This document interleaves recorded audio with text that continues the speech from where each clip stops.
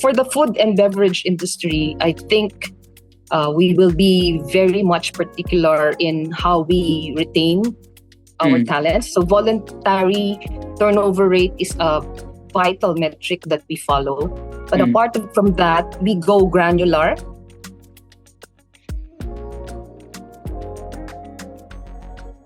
Hello everyone, welcome to new episode of People Led Show by Infido. My name is Pawan Rochwani, and in this series I'm interviewing people leaders and CHROs from Southeast Asia region. And today I have the privilege of hosting Luz, who's the Chief People and Culture Officer at Monde Nissin Corporation. The interesting thing about this entire episode is she also brings in a lot of her founder perspective because she has been a founder herself, and she understands the business aspect, the how to build a team, and all the things that goes out in building an organization. And she has over 2 decades of experience across various industries in Asia Pacific region. So somebody who perfectly fits for this show and for this series. And I'm glad that we were able to have a conversation with her. Please feel free to drop any suggestions or recommendations that you might have on whom we should host next, or anything that you liked from this episode, or something that you did not like. Please feel free to drop that in the comments. And I hope you enjoy this conversation. This was pre-recorded in the month of January. So if you're watching this sometime later in the year, certain context about the topics might be different. So please feel free to note that, and I hope you enjoy this. Super.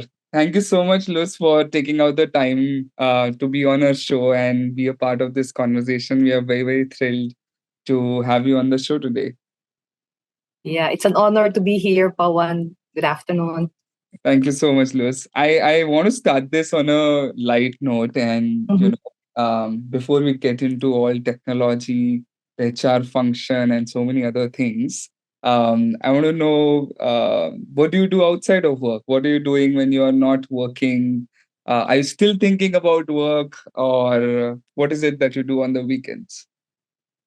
Okay, during weekends, I usually go out with the family. We eat out, simple restaurants or new areas that we can have picnic together. We'd like to bond as a family. So I enjoy that most. Apart from that, for my me time, I developed this interest in painting. I used to do photography and then I transitioned to painting. Wow, that's so cool. And Yes.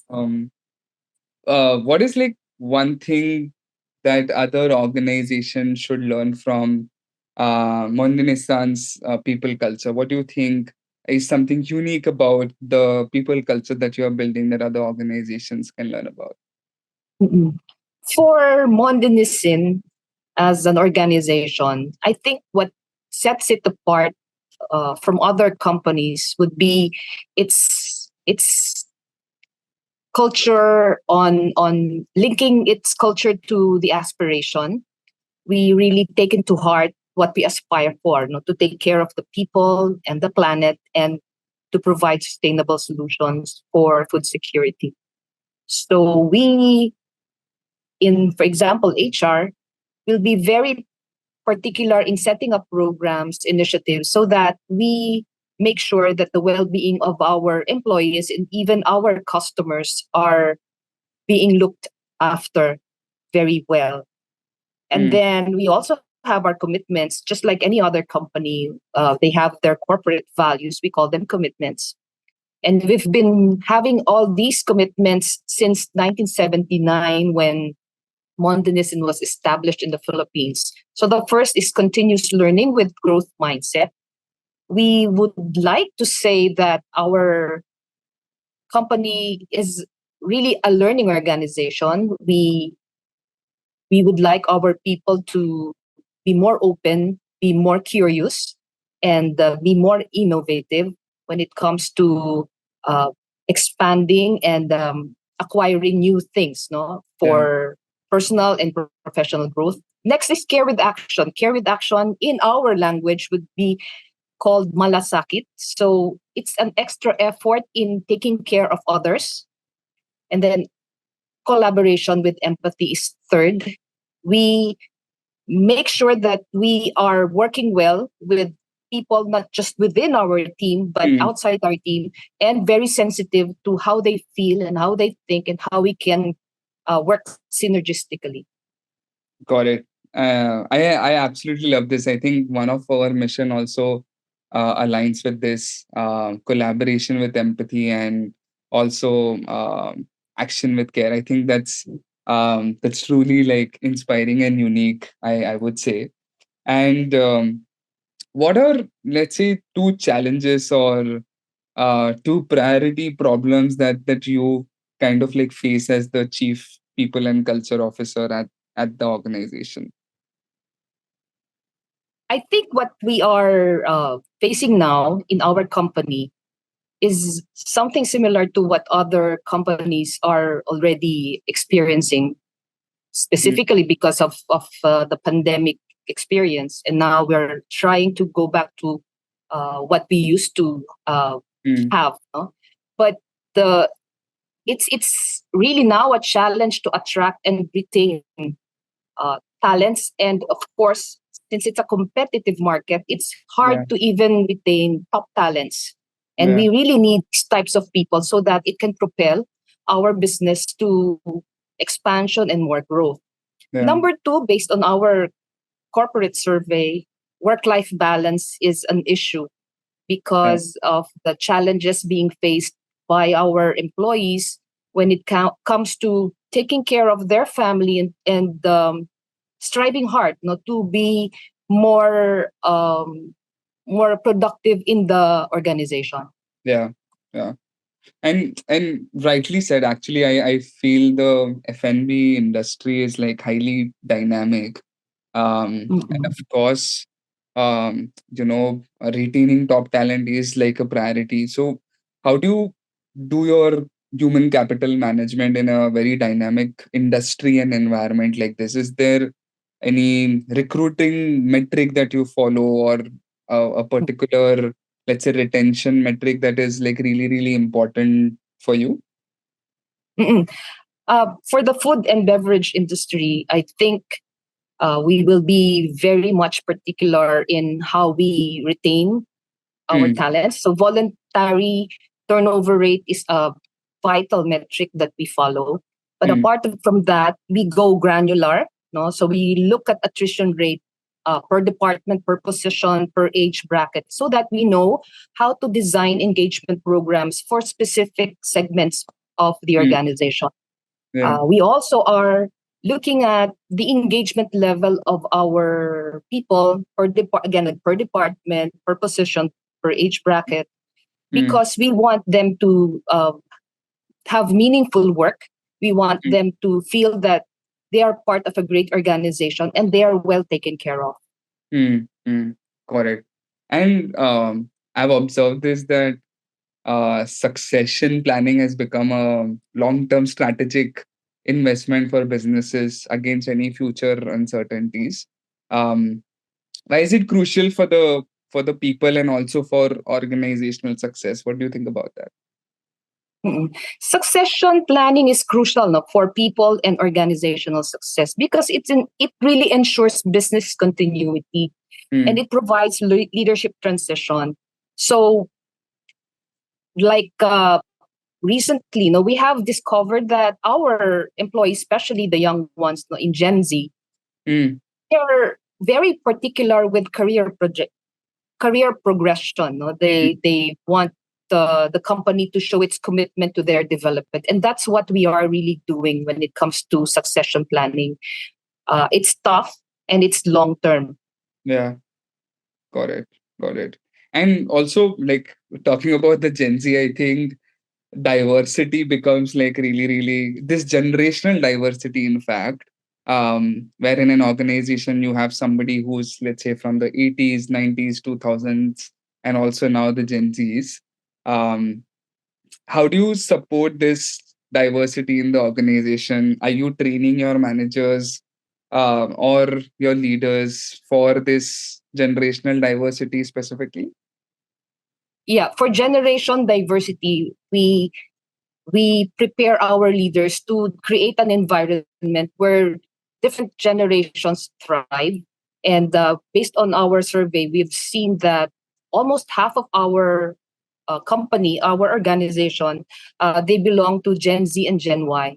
So the things that will matter to the earlier generation may not be attractive to our younger generation. And of course, we have to strategize well the total reward system, Yeah. and of course, training and development. The way we let them learn and grow might be different, especially with the technology we have now, social media and digital. The digital world is really something that we breathe every day.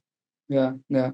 And also when there is this diversity, and also the industry is very dynamic, right? So I think creating the psychological safety within the workplace, within the organization, and for the people also like becomes very important, because I have worked in dynamic organizations and industries, and sometimes picturing yourself as a clear path becomes really difficult.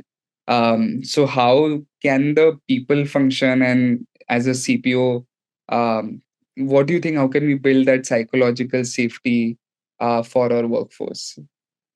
Mm-mm.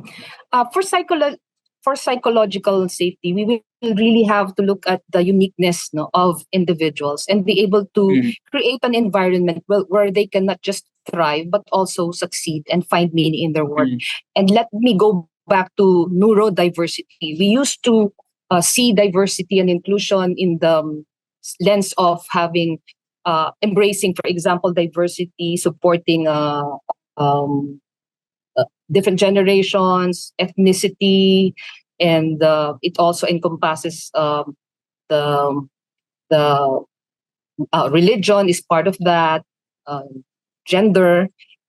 We have what we call recently. No, we have neurodiversity. Actually, it's not as recent, no, but it has yeah. gained the interest in different companies already. Like last year, now I attended a regional conference in Sydney, and they were talking about neurodiversity Mm, in roundtable discussion. And when we talk about neurodiversity, it's the natural variation of how yeah. the brain works. No, Yeah. there are different perception of the world, and the different responses to environment. And when we say neurodiversity, it encompasses a range of neurological differences. Like Yeah. it's beyond autism; it includes ADHD, dyslexia, dyspraxion, or the motor skills development. No? Yeah.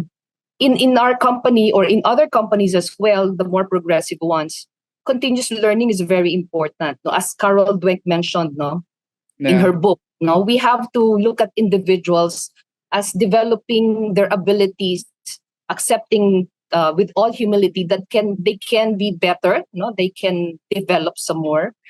Mm, And actually, it's very interesting. Like SAP, no, in 2013, they've been very deliberate in the effort of hiring, no, these types of people. It's a more inclusive hiring practice that they're implementing. So I'm interested with that. No, I'd like that to mm, happen, no, not just in our company but in the Philippines as well, to make people more aware, no, and preparing managers to understand how to mm, support neurodivergent conditions. And yeah. then since we support individual uniqueness, we have to celebrate the unique talents and strengths of neurodivergent Mm, employees. So mm, there's this research, Pawan, about neurodivergent individuals, and it was found out that they are capable, no, as capable as neurotypical individuals, and we encourage that.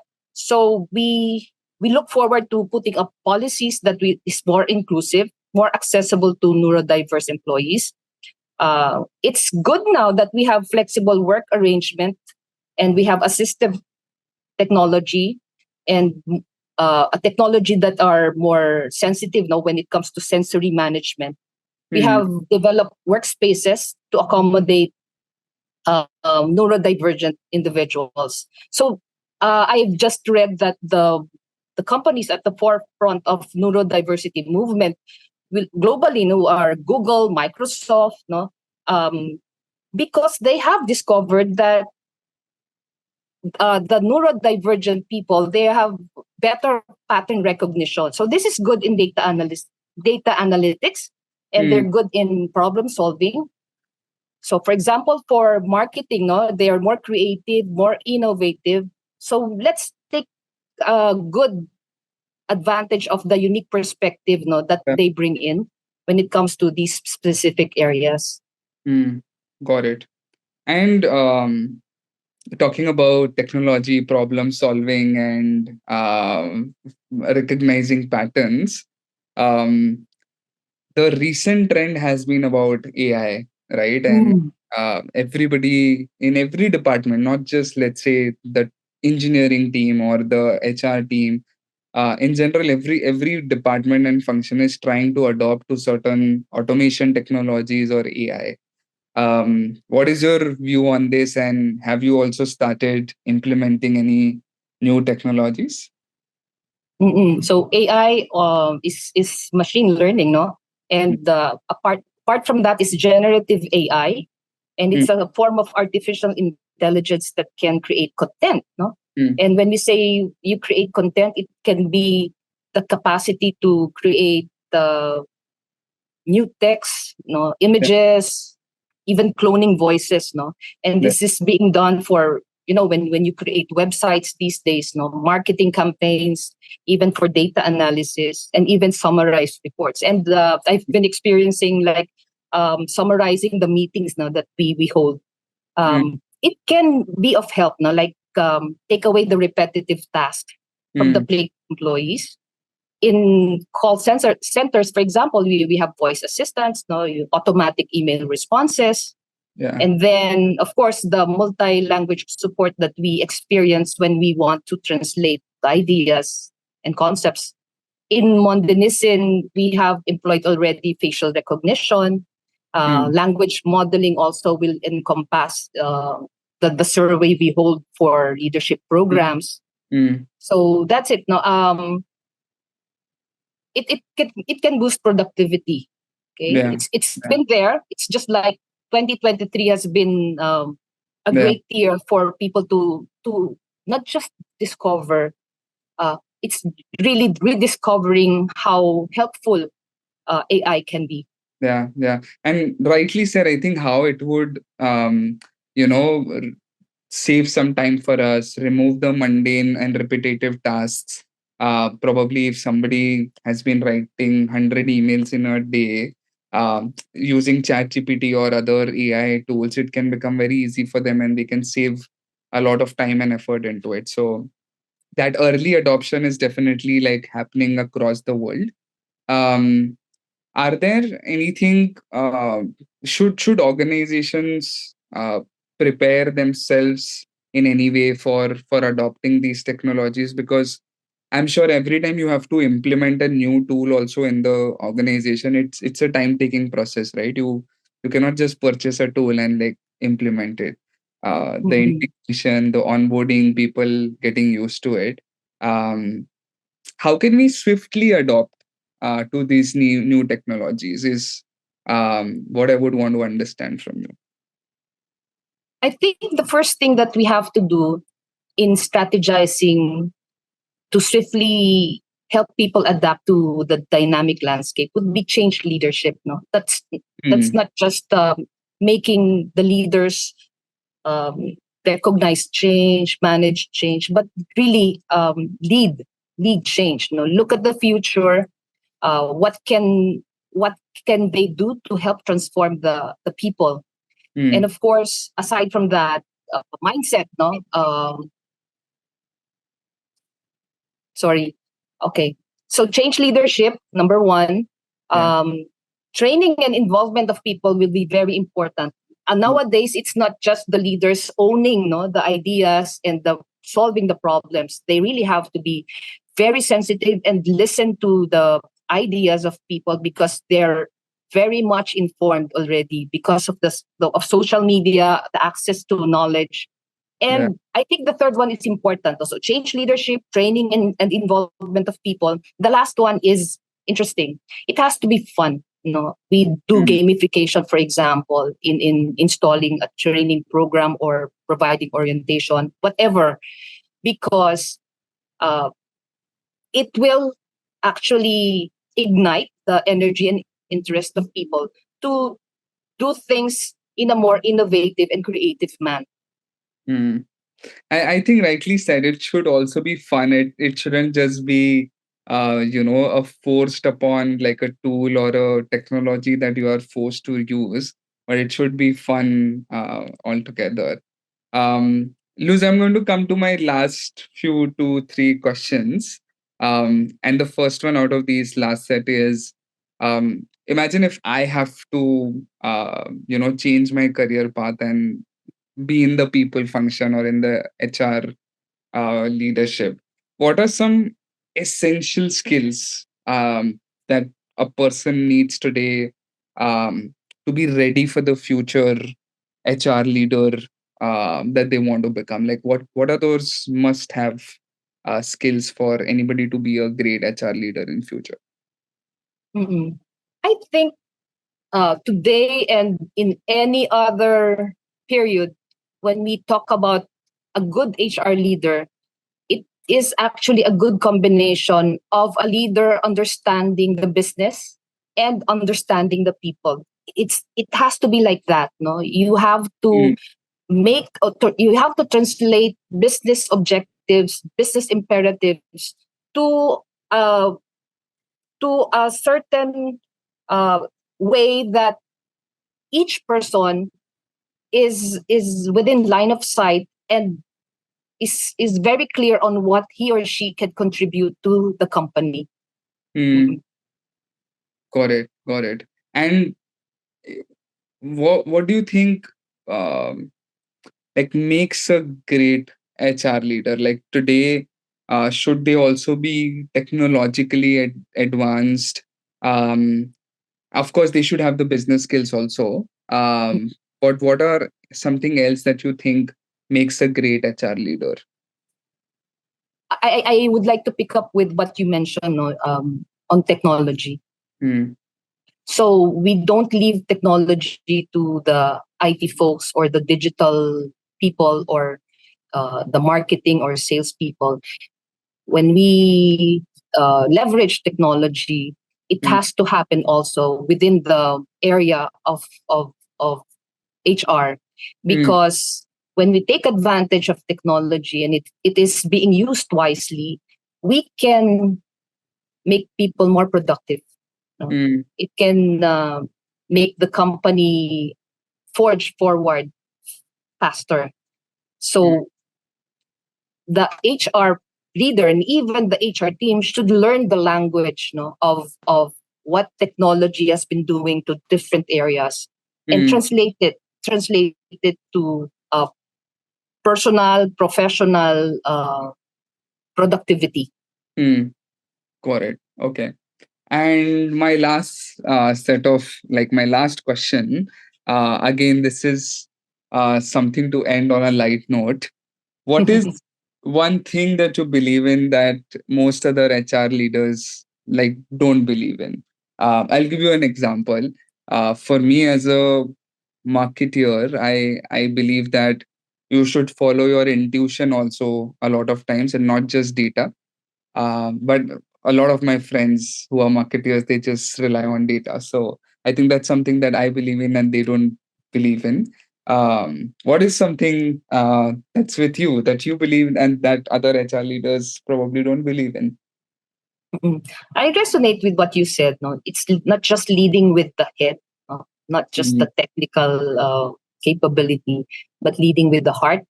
No, yeah, understanding the human, the the humanness, no, in yeah. each individual.